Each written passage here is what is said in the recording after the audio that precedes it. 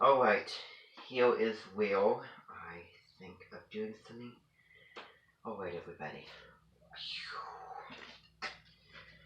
So, I just want you all right now to get your books out, okay? So that we can continue and that we can finish up everything. And I'm going to really slow down and really try to ground down. Okay. Here we go. I'm trying to. I don't even know where we are. So okay, on the next page.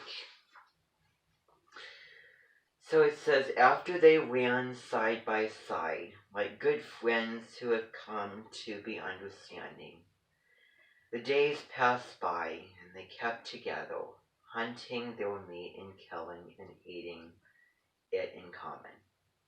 After a time, the she-wolf began to grow restless. She seemed to be searching for something that she could not find. The hollows under fallen trees seemed to attract her, and she spent much time nosing about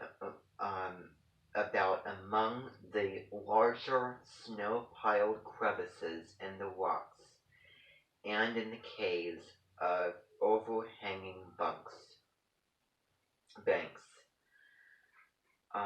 Old One-Eye was not interested at all, but he followed her good naturally in her quest, and when her investigation in particular places was unusually protracted, he would lie down and wait until she was ready to go on.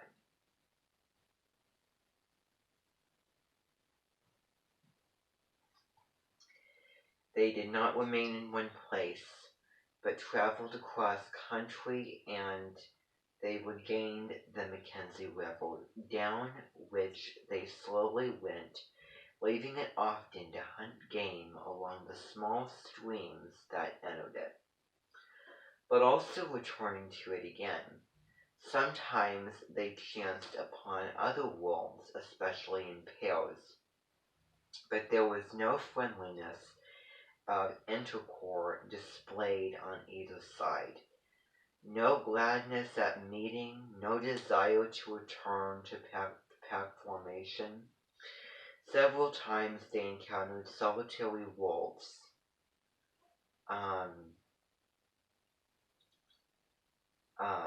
Okay. They were always males, and they were pressingly insistent on joining with One-Eye and his mate. Then he resented, and when she stood shoulder to shoulder with him, bristling and showing her teeth, the aspiring solitary ones would back off, turn tail, and continue on their lonely way.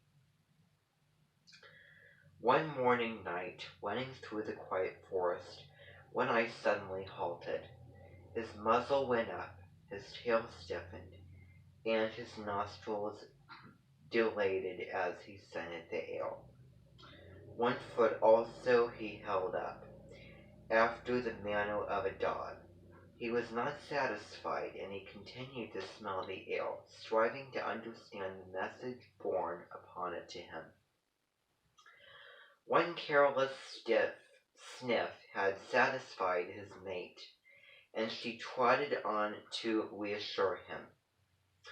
Though he followed her, he was still dubious, and he could not forbear no occasional halt in order more carefully to study the warning. She crept out cautiously on the edge of a large open space in the midst of the trees. For some time she stood there, then One-Eye, creeping and crawling, every sense on the alert, every hair radiating infinite suspicion, joined her. They stood side by side, watching and listening and smelling. To their ears came the sounds of dogs waggling and scuffling, the guttural cries of men, the sharper voices of scolding women, and once the shrill and plaintive cry of a child. With the exception of the huge bulks of the skin lodges, little could be seen since the flames of the fire, broken by the movements of intervening bodies and the smoke rising slowly on the quiet air. But to their nostrils came the myriad smells of an Indian camp, carrying a story that was largely incomprehensible to One Eye, but every detail of which the she-wolf knew. She was strangely stirred, and sniffed with an increasing delight. But old One Eye was doubtful. He betrayed his apprehension and started tentatively to go. She turned and touched his mirk with the muzzle in a reassuring way, then regarded the camp again. A new wistfulness was in her face, but it was not the wistfulness of hunger. She was thrilling to a desire that urged her to go forward, to be in closer to that fire, to be squabbling with the dogs, and to be avoiding and dodging the stunning feet of men. One Eye moved impatiently beside her. Her unrest came back upon her, and she knew again her pressing need to find the thing for which she searched. She turned and trotted back to the forest, to the great relief of One Eye, who trotted a little to the fore until they were well within the shelter of the trees. As they slid along, noiseless as shadows in the moonlight, they came upon a one-way. Both noses went down to the footprints in the snow. These footprints were very fresh. One Eye ran ahead cautiously, his mate at his heels. The broad pads of their feet were spread out wide in contrast with the snow like white velvet. One Eye caught sight of a dim movement of white in the midst of the white. His sliding gait had been decisively swift, but it was as nothing to the speed at which he now ran. Before him was bounding the faint patch of white he had discovered.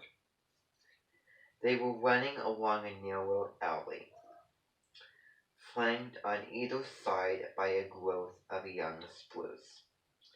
Through the trees the mouth of the alley could be seen, opening up like a moonlit glade.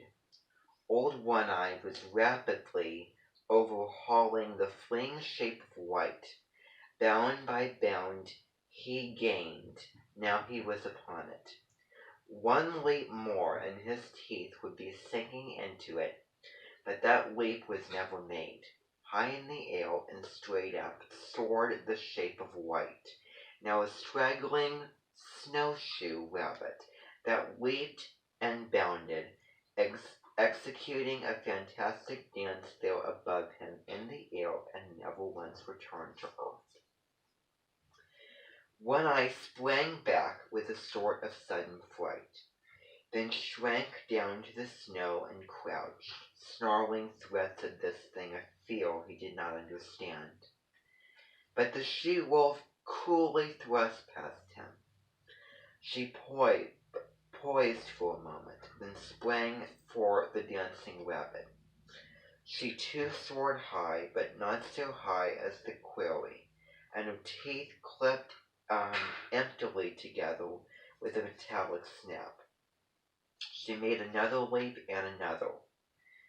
Her route had slowly relaxed from his crouch, and was watching her.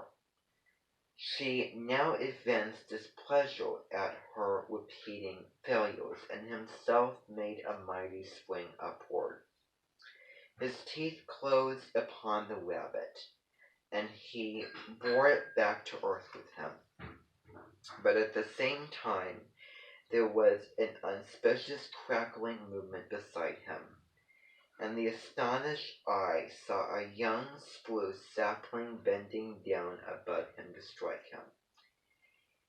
His jaws let go their grip, and he leaped backward to escape the strange danger, his lips drawn back from his fangs, his throat snarling, every hair bristling with rage and fright. And in that moment the sapling wheeled its slender length upright, and the rabbit soared dancing in the air again. The she-wolf was angry.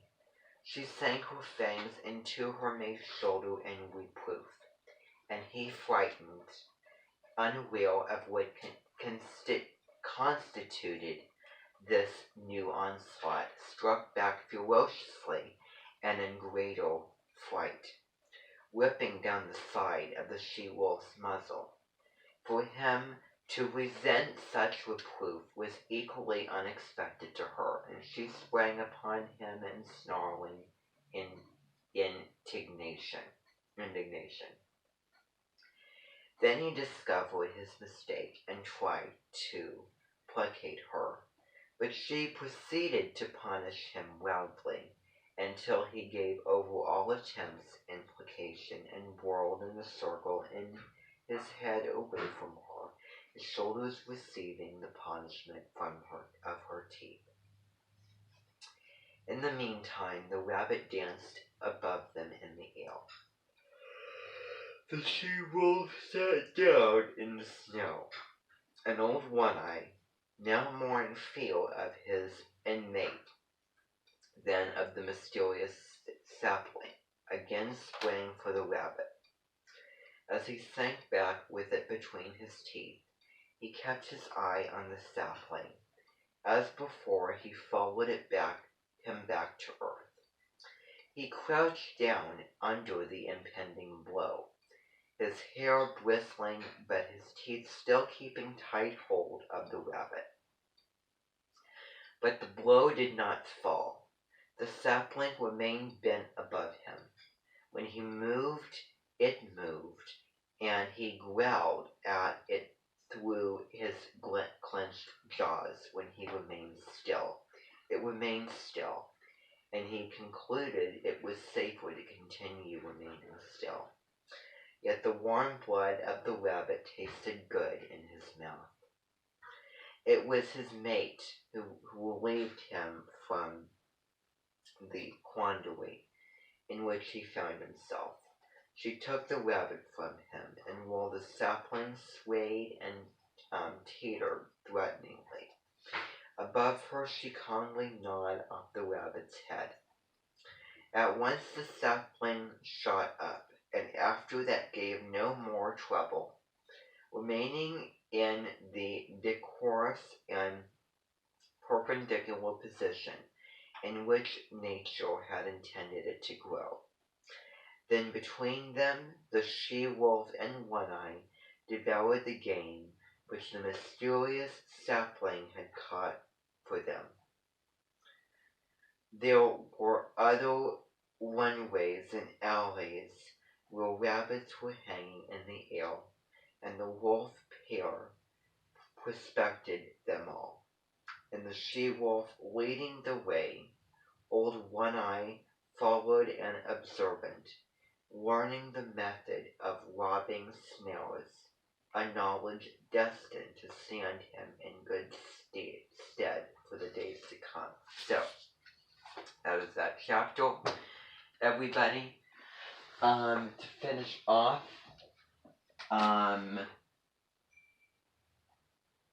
one thing to watch would be,